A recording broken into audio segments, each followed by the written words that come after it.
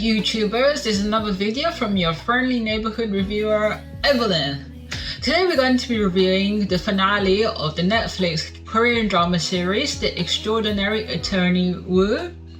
As we know by now, this series has become extremely popular, and there was confirmation that season 2 will be produced and released apparently in 2024. So the delay, while understandably the actor who plays Lee Jong-ho, Kang tae-oh, he'll be going into the army for his 2-year conscription. As you may know, in Korea, men before the age of 30, as far as I'm aware, they have to do military service for about 2 years. Well, it is what it is, such a shame. So, as we're going to review episode 15 to 16, give thoughts, maybe season 2 predictions, and what I thought about the last 2 episodes.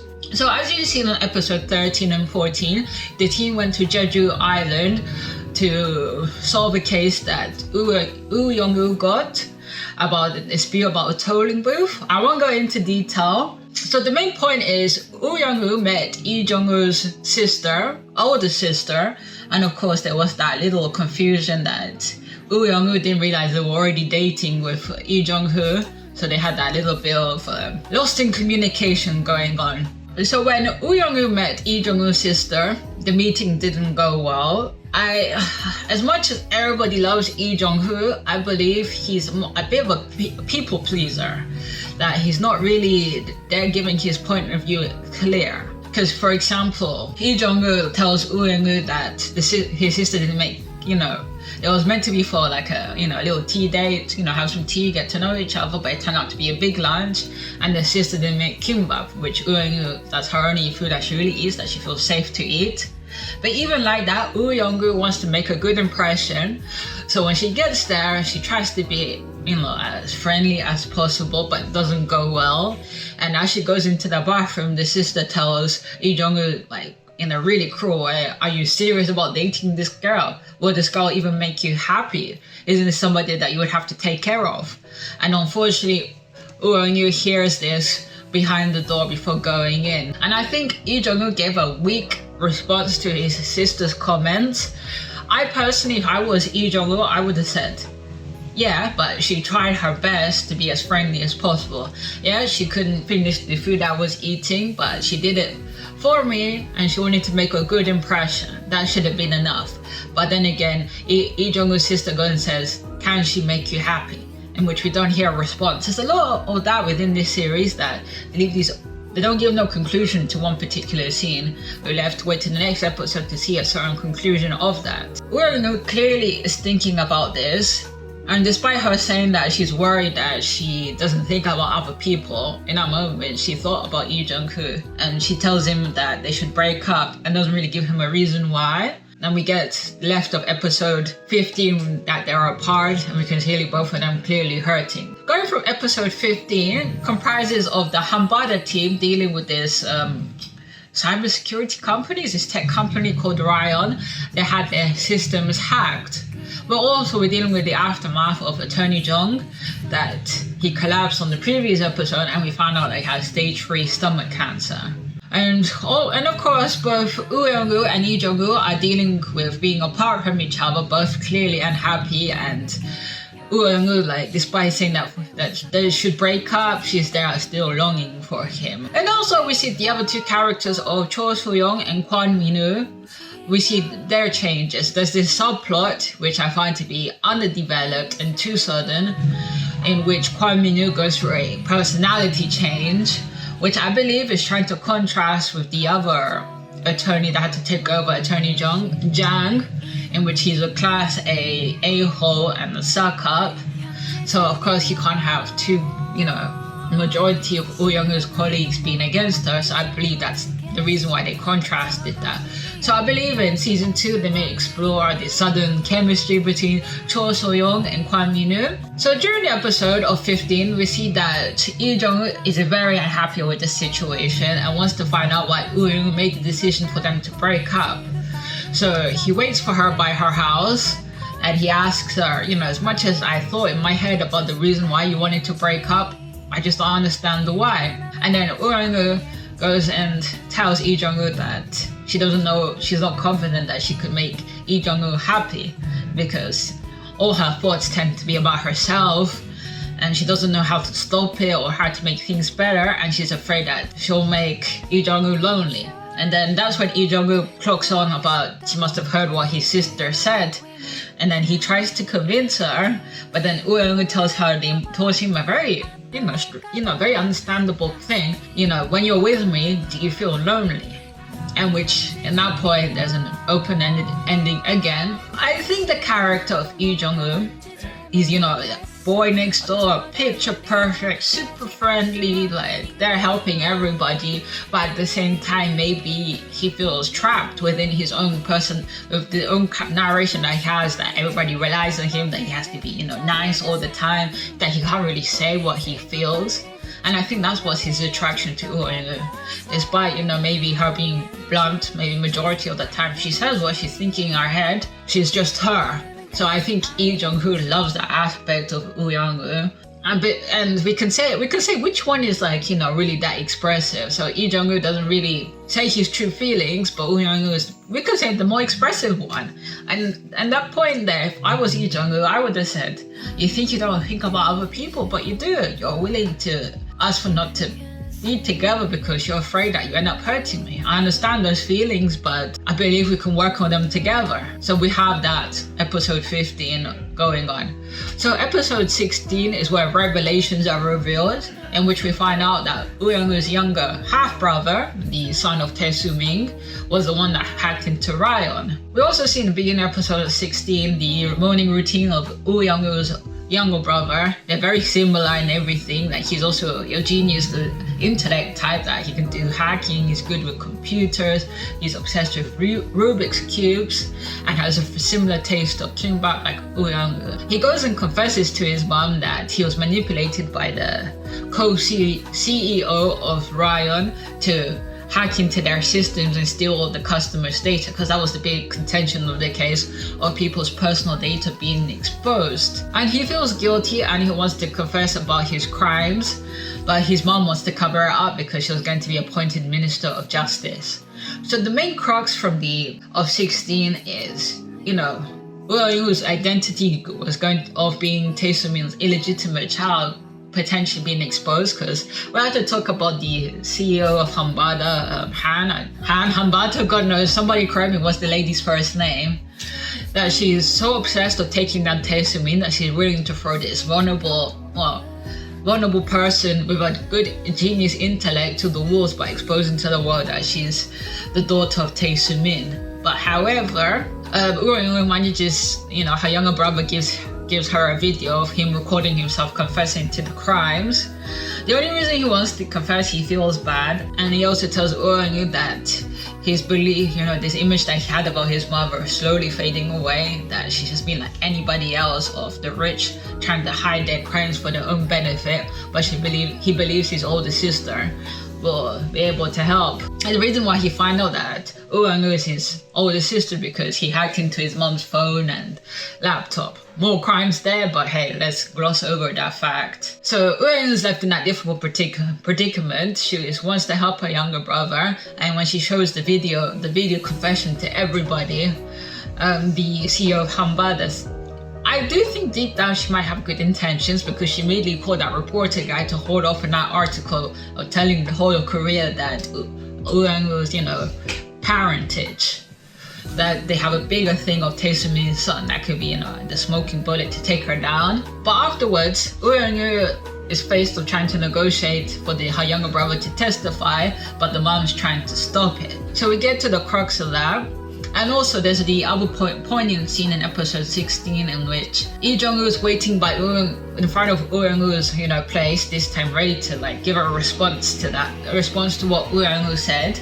But we can kind of see he doesn't really formulate so much of what he wants to respond to. But at that moment, while Lee Jong-woo's seeing Woo Eun-woo walking up the street, there's another guy that comes out from the door, and this guy had the foresight to scare her, which would scare anybody.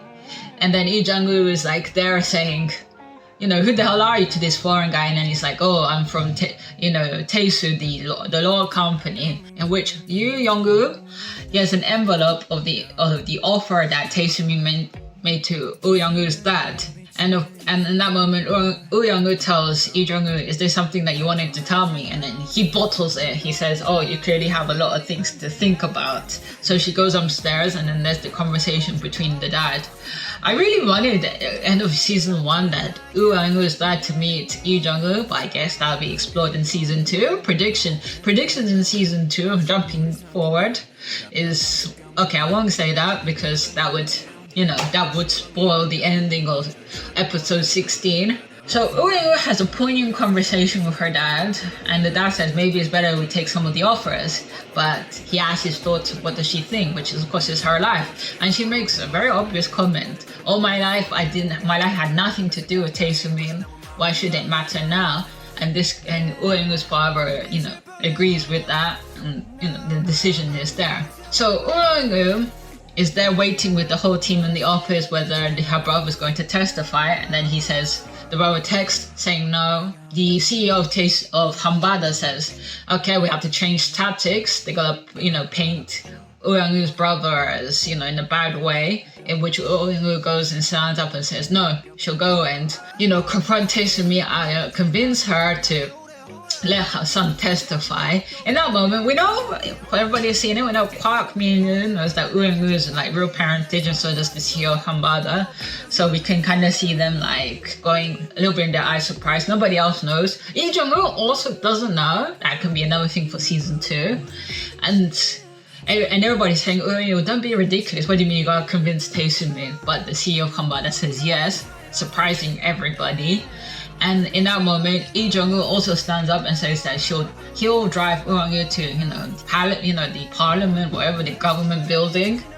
And while driving there, negotiating with Tae-oh's assistant, and they wait outside of the parliament building, government building, that's when Lee Jung-woo goes and tells Woo Young-woo his feelings, and he makes the most weirdest analogy known to earth, that his feelings for Woo Young-woo is like an owner's unrequited love to a cat.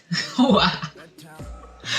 And then this is what I said initially in episode 1. Instead of a cat is a beautiful creature, they live in, cats, animals have their own world. I said that Lee Jung-woo fell in love with a fairy, something so special. And then he goes on to say that every moment he spent with her, despite how unusual, different, he loved every single moment. That's what makes him happy. He may feel lonely sometimes, but the moments he has with her, that's what he feels really special about. And then he says at the end, let's not break up. Before Woo Young-woo could respond, Tae-min's assistant phones and says, yeah, she's ready for you. She can see you before the appointment ceremony. And just before she goes out, she says, the analogy of an owner's unrequited love to a cat is inaccurate, because cats also love their owners too. Lee Jung-woo's stunned, oh yeah, that's true. And then she says, with a little cheeky smile, let's not break up. And then she ends up lightly skipping to meet the assistant of Tae-min and kind of looking at Lee Jung-woo. Woo has a very cheeky personality. I see towards the end of the season, they've developed a character not just to show 2D dimensional of what we think of in our minds was a stereotype of somebody with autism, that there's different layers with Woo Young-woo. Even she doesn't realize how caring she is, how she wants to help people. And then the conversation between Woo Young-woo and her mom is very powerful. I wish there was more moments, but that could be again explored in season 2. Woo Young-woo's mother goes and tells her daughter, so what, I bet you're not here to take up my offer, so why not? And then Woo Young-woo gives the most powerful speech saying, it's my life, despite how strange and peculiar it is. My life is valuable and beautiful. What the most powerful speech ever, just gives me goosebumps. And she gives the analogy that she's like a narwhal whale, the whales with the horns, in the midst of other belugas, that everybody, she's different from everybody, that she may not fit in, and many people hate her. She knows that, but despite all of that, she loves her life. And this is what leaves Tae-min shocked. like such profound words from her own daughter. She's almost about to cry, and I think to myself, wow, this woman Tae-min has a level of feelings, and I think Tae-min's also trapped in her own like lifestyle and her own trappings.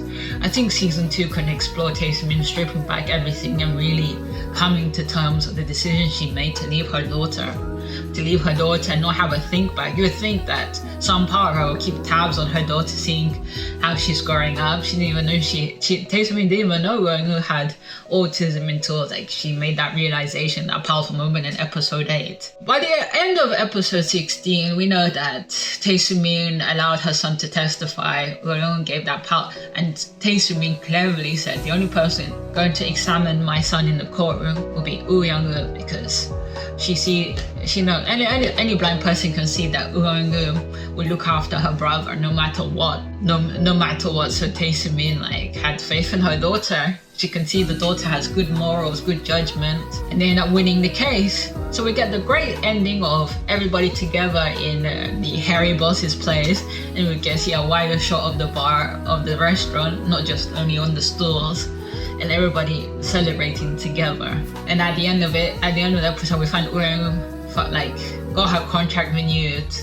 We don't know what double dealings will be there for season 2. She's happy with Lee Jung-hoo, and she gets the sense of fulfillment, of finding the sense of fulfillment when she finally goes through the revolving doors and she was brave enough to step out. So that's the end of Extraordinary Attorney Woo. Such a beautiful series. I felt the last 4 episodes, maybe the creators didn't know it would be such a big hit. Maybe, I think they changed some scenes maybe to leave it more open-ended. Season 2, my predictions is there will be a wedding, because the moment that Lee Jung-woo fell in love with Eun-woo was that moment when she was in that wedding dress.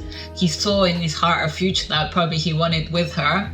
He came to find out about her, and I'm interested to see more exploration of their relationship, different levels of intimacy that can be reached, because Lee Jung-hoo has that connection with Eun-woo in a different level, in a deeper level, not in a traditional way.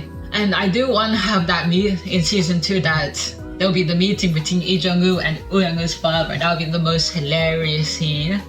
And there's also the bit of exploring the relationship between Tae-min and Eun-woo. After Tae-min stepped down in her position as Ministry of Justice, what will be for her next? Like, would she want to develop a relationship with Eun-woo, and what exactly would that mean for her? And also there's the other side characters of the one of Ryusuk, that woman that Eun-woo felt completely, mesmerized as a mentor also. So I don't think Eun-woo's end destination will be Hambada. I think it could be somewhere else. However, Attorney Jung will return to Hambada because he's there trying to reclaim pieces of his life. Anyway, this is a long video. Let's cut it at 20 minutes. To anybody that's made it at the end, a big thank you. And to any new viewers, really appreciate it if you hit the subscribe button.